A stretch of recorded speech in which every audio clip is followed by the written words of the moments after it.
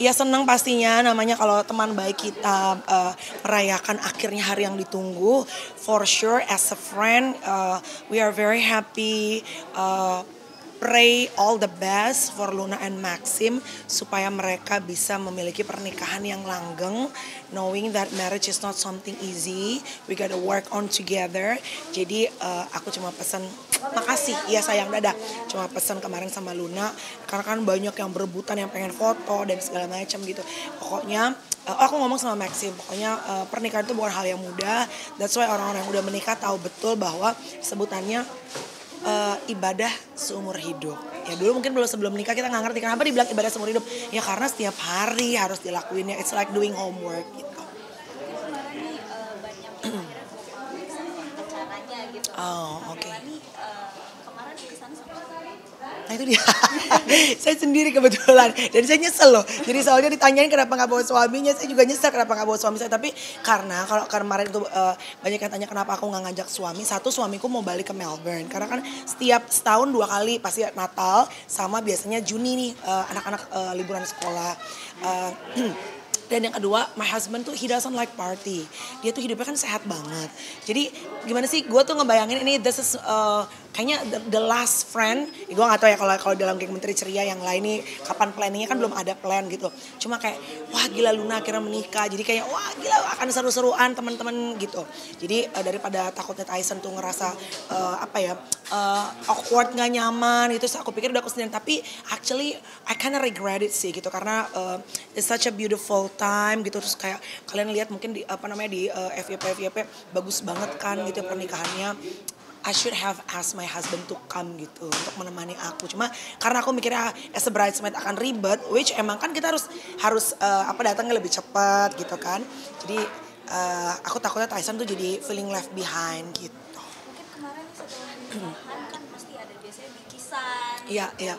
Mungkin boleh ditunjukin dari Ya, jadi ini hampers yang kemarin aku unboxing. Sebenarnya unboxingnya cuma lucu-lucuan doang dan teman-teman lihat aku juga masih belum mandi gitu. Ternyata kayaknya kekepoan masyarakat terhadap pernikahannya Luna memang segitu gedenya gitu. So mungkin aku tuh cuma jembatannya doang gitu ya yang menunjukkan kepada teman-teman apa sih isi hampersnya gitu.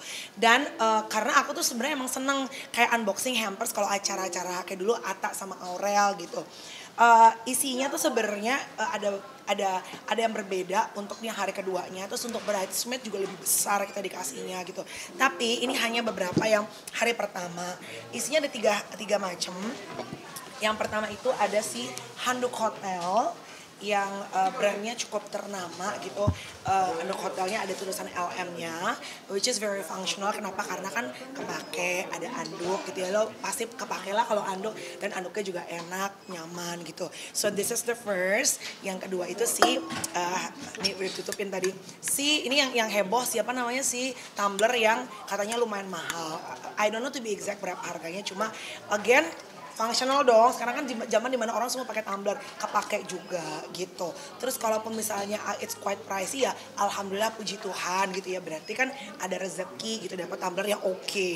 And then ini sih yang kemarin ekspresi gue wow gitu, dapat sih body oil, actually sama perfume di sini nggak ya? Oh sama parfumnya semua pada di labelin karena ya parfum yang cukup ternama juga, tapi sebenarnya perfume dan a lot of stuff itu untuk bridesmaid. Nah, untuk si yang si hampers yang kemarin aku unboxing itu isinya body oil ini sama si perfume traveling size yang kecil. Tapi in my hampers tuh nggak ada.